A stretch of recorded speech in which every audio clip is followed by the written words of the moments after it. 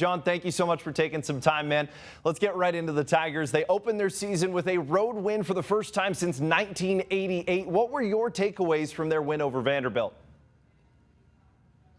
Well, Clayton, it's great to be with you, and it's great to have college basketball back. My biggest takeaway is that DeAndre Williams is 26 years of age, and he is a beast, a game changer for the Memphis Tigers. Really embodies what Penny Hardaway instills defensively, and Memphis has a chance to be one of the nation's best defensive teams again, and DeAndre Williams is a big reason for that. For him to make an opening statement like he did out of the gates, that says a lot to me about Memphis. And to get a win on the road, that really instills confidence in your group because it benefits your resume.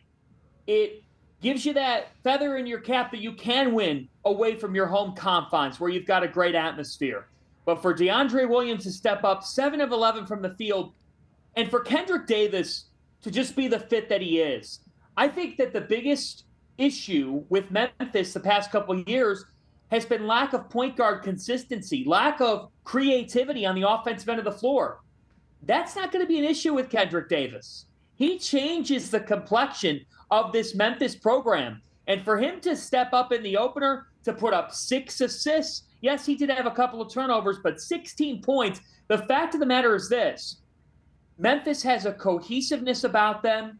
I think the drama is in the rearview mirror. And I think between Davis and DeAndre Williams, this is a really dangerous team that's got experience, that's got toughness, and that's what will make them, in my mind, one of the top defensive teams in college basketball this season. I think it showed in holding Vanderbilt to 67, and I think their experience showed in this win. When you get a win this early in the season, it raises eyebrows, and it allows your confidence to get installed.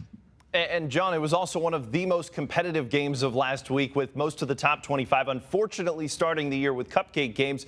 Do you give Penny, do you give Jerry credit for scheduling a legit test right off the bat?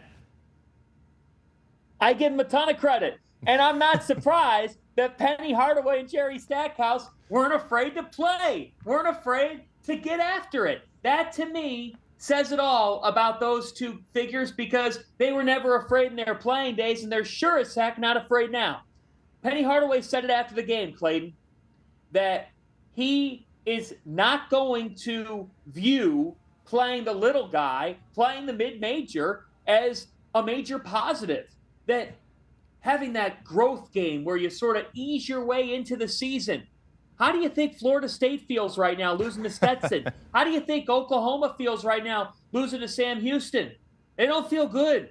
In fact, they now have to build up a lot of goodwill to get their confidence back. You have a fearless leader in Penny Hardaway. He's not afraid of anything. He's not afraid of anybody. Look at everything Penny's been through in his career. And I appreciate two coaches in Hardaway and Stackhouse saying, we're going to face each other, that we're going to get after it. And I think for Hardaway, that then carries on your roster. When you have this ability to go out and play people, and you're not afraid to take on competition in your non-conference, that establishes a way that you're going to do things. It says you're comfortable playing anybody. It's why Memphis played fearless basketball in the NCAA tournament last year against Gonzaga. They'll play anybody on a given day, and that's what Penny shared after the game. He doesn't view playing the smaller school that's a sub-300 team in the metrics as a benefit to his team. And he actually lives up to it in the way that he schedules. And this isn't the only game that Memphis has. Memphis loaded up their schedule. You know why, Clayton? They want to win a league title. And if you want to beat Houston, you've got to play this schedule to get yourself ready for that. The Tigers have flashier non-conference games ahead, including SEC matchups against Auburn, Alabama, and Texas A&M. They have Seton Hall to start off the ESPN Events Invitational as well. St. Louis isn't necessarily a big brand name, but it's a regional rivalry around here. John, is it an under-the-radar resume builder as well for Memphis? Oh, I think it will end up being a big resume builder for either team, for whoever wins this game. Make no mistake about it, Memphis fans. This is one of the toughest games you will play all season, and that's because Travis Ford has a high-level guard in Yuri Collins. In St. Louis's season opener win over Murray State, Collins had 14 assists to no turnovers.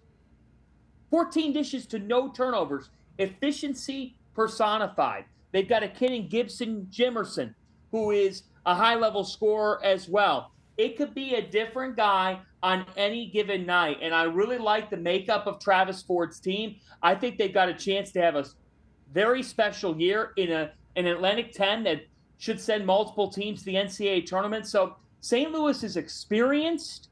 They've got different guard options when you look at their makeup. And with Collins running the show, 14 assists to no turnovers. It might have been Murray State, but Murray State's not a bad mid-major.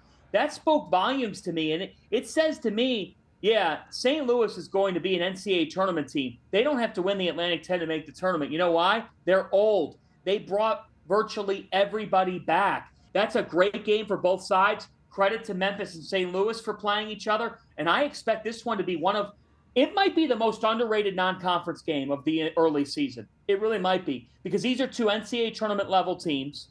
And I think they have opposite styles in a way. And I'm really curious to see how Memphis's backcourt defends St. Louis on the perimeter, and if Kendrick Davis can be the best guard on the floor. Vanderbilt hit 12-3, shot 40% against Memphis in the opener. St. Louis, while they didn't exactly light it up from the perimeter in the win over Murray State, there has been a lot of talk about their ability to shoot from distance. How big of a factor will that be in this game? Well, I think it's a huge factor, and I think for St. Louis, it really comes down to them creating different chances for guys, because they had multiple guys put up 20-plus points. I talked about Gibson Jimerson, but how about Javante Perkins? Perkins is a senior. He's 6'6" on the wing. Clayton, he makes things happen. He went for 21 in the opener for St. Louis. So perimeter defense, look, when you look at Memphis, you're talking about a top 20 defensive team in KenPom. They're a really strong team on that end of the floor, and they're going to have to be ready for the task.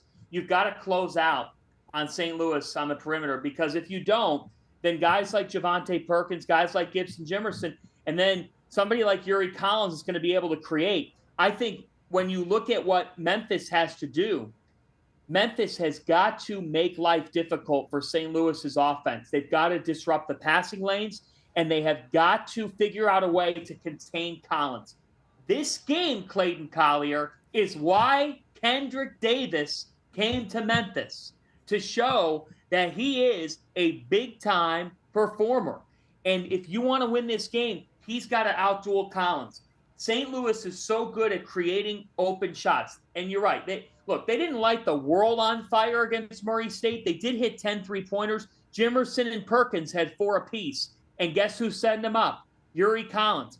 This is a team in St. Louis. They really can go 4 guards out, 1 in. Javon Pickett is the other player, a 6'5" senior who he's a guy that's in his 5th year of college basketball. These two teams are old.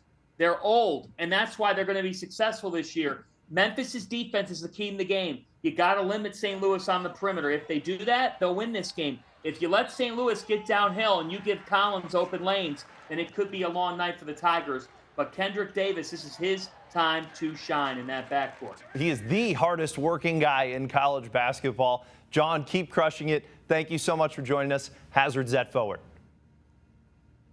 Clayton, I got to get to a Memphis game sometime. All I've heard about is the passion from that fan base. It's going to be a fun year for the Tigers. I really like this team's upside, and I appreciate you having me.